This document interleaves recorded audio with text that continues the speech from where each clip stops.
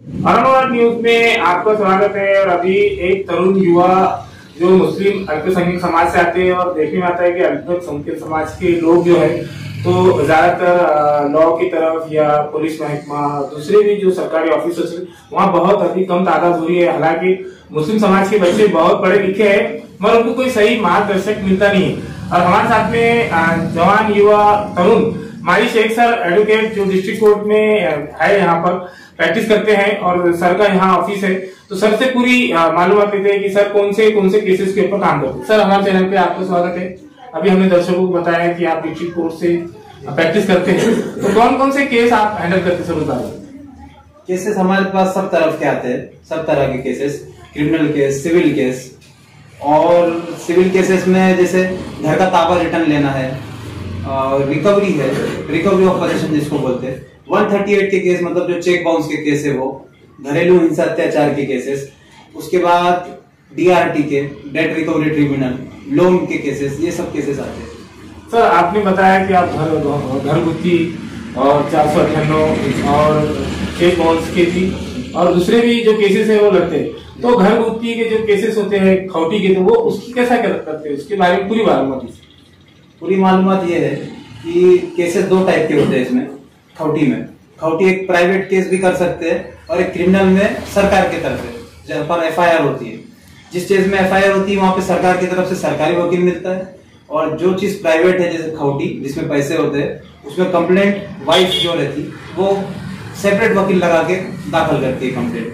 Sir cheque bounce के जो cases होते हैं, होम लोन के भी बहुत परेशानी हो रहा है आजकल, ज्यादातर ये केसेस हो रहे हैं, तो उस ताल्लुक से बताओ।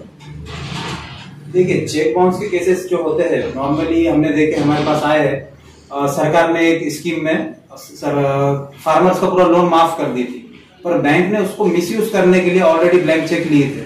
वो ब्लैंक चेक्स बैंक ने दाखिल किए, तो जब ब्लैंक चेक देते हैं उस टाइम पर सतर्कता रहना चाहिए नागरिकों में। सर आपने पढ़ाई वगैरह कहाँ से हासिल की और आपने जो लॉ किया है कहाँ से किया?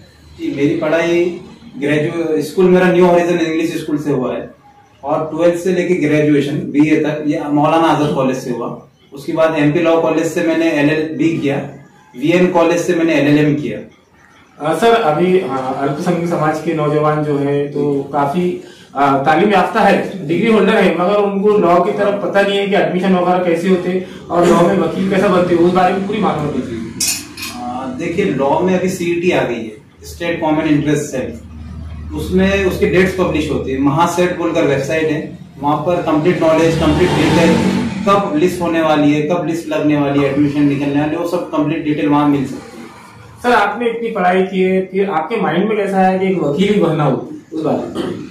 देखिए पहले से मेरे पापा का ड्रीम था कि मैं वकील बनूं, और पैशन भी था कि लोगों के लिए लड़ना है, करना है, तो उसकी वजह से प्रेरणा मिली। सर आपको ऑफिस वगैरह की टाइमिंग वगैरह क्या है और यहाँ पे एड्रेस वगैरह होता है? देखिए हमारा ऑफिस का एड्रेस है कोल्ठान वाली रोड, ग्रीन हॉल के पहले। और टाइमिंग की जहाँ तक की बात है, टाइमिंग केस के अनुसार, जैसे कल अगर केस है अर्जेंट तो हम रात में 2:30, 3, 4 बजे तक बैठते हैं। आपका नाम? मेरा नाम माजिद शेख। हमारे साथ में अनीस शेख पटेल सर भी, एडवोकेट साहब भी मौजूद हैं जो सिविल देखते हैं, और सिविल में कौन से मैटर पे केस के ऊपर आप काम करते हैं, अनीस सर से पूरी जानकारी प्राप्त करते हैं। सर हमारे चैनल पे आपका स्वागत है। और सिविल के में जो केसेस होते हैं तो कौन से केसेस में आप काम करते हैं, उस बारे में बताइए। मैं सिविल में ज्यादातर तो प्रॉपर्टी से रिलेटेड केसेस में तो काम करता हूँ, जैसे कि किसका मतलब नाम, मतलब उनका कोई फैमिली का एक्सपायर हो जाता है, जैसे वारस का है, उनके पिताजी एक्सपायर हो गए, उनके बच्चों के नाम नहीं चढ़ रहे, तो कोर्ट के जरिए मैं उनके नाम चढ़ा कर देता हूँ। मतलब जो भी रूल्स के अंदर बैठते हैं उनके नाम चढ़ाते हैं। और सिविल में डीवी के भी मैटर होते हैं, जैसे डिवोर्स के उसके, तो मतलब जो उनका मेंटेनेंस होता है तो मेंटेनेंस को भी हम मतलब लेडीज की तरफ से रहे तो लेडीज को मतलब मेंटेनेंस हम लागू करा कर देते हैं, और जेंट्स की तरफ से जो जेंट्स को प्रताड़ित करते हैं तो उनको भी हम उनका मतलब उसमें इंसाफ दिलाने का काम पूरा करते हैं। अली सर अभी अल्पसंख्यक समाज ज्यादातर तो शिक्षित नहीं है, मगर अभी ज्यादातर शिक्षा की तरफ आगे बढ़ रहा है, मगर थोड़ी जो प्रॉब्लम परेशानी आती है कि जो सरकारी पेपर जो डॉक्यूमेंट बनाते हैं, जैसा मैरिज सर्टिफिकेट है, वक्फ बोर्ड का मैरिज सर्टिफिकेट होने के बाद भी महानगर पालिका में और दूसरे ऑफिस में वो मैरिज सर्टिफिकेट नहीं चलता, तो क्या वजह है कि वो मैरिज सर्टिफिकेट को मान्यता नहीं है?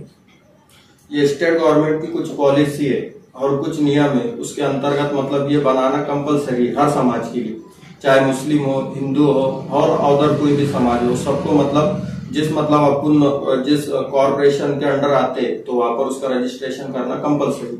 अली सर, मैंने आपसे पूछा है कि वक्फ बोर्ड में भी मैरिज सर्टिफिकेट बनता है, वहाँ बन के मिलता है, मगर वही सर्टिफिकेट महानगर पालिका में और दूसरे ऑफिस में मान्यता प्राप्त नहीं होती, क्या वजह है? ये तो मतलब सरकार की कुछ पॉलिसी हो तो हमारे भी समझ में नहीं आती है। मतलब सरकार का भी मतलब इधर लड्डू बताती है, इधर पेड़ा बताती है और बोलती है कि एक तीखा है और एक मीठा है। तो मतलब ये सरकार की पॉलिसी एक मतलब कानून ने मतलब सुप्रीम कोर्ट ने, हाई कोर्ट ने इसमें हस्तक्षेप करना चाहिए। अभी जनता को जो परेशानी हो रही है, आपने बताया अभी कि सरकार की तरफ से होता है ये, फिर जनता की परेशानी कब दूर होंगी और जनता को राहत कब मिलेगी? इसके ऊपर एक कमेटी बैठना चाहिए, चाहे वो हाई कोर्ट में हो या मतलब सुप्रीम कोर्ट में हो। क्या ये मतलब एक ही चीज के लिए दो मतलब ऑफिस में रजिस्ट्रेशन करना मतलब ये जनता को प्रताड़ित करने का काम है। सर, आप सिविल में काम करते हैं, तो सिविल में कौन कौन से मैटर आते हैं जमीन आपकी जो आप बता रहे थे? हाँ, वो जमीन का तो कैसा रहता है उसका?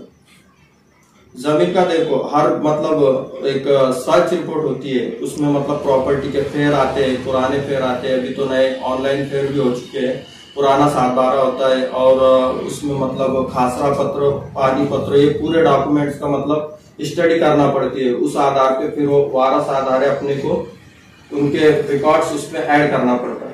सर, अभी सर आप कितने सालों से फील्ड में हैं? अभी 4 साल मुझे मुकम्मल हो चुके हैं। आपकी पढ़ाई वगैरह कहाँ से है? मेरी 12th से लेकर तो BA तक मौलाना आजाद कॉलेज में हुई और LLB और LLM MP लॉ कॉलेज से। यहाँ का एड्रेस और बता दीजिए। यहाँ का हमारे ऑफिस का एड्रेस है फातिमा नगर, कोठानवाड़ी रोड, हरसुल। और थैंक यू।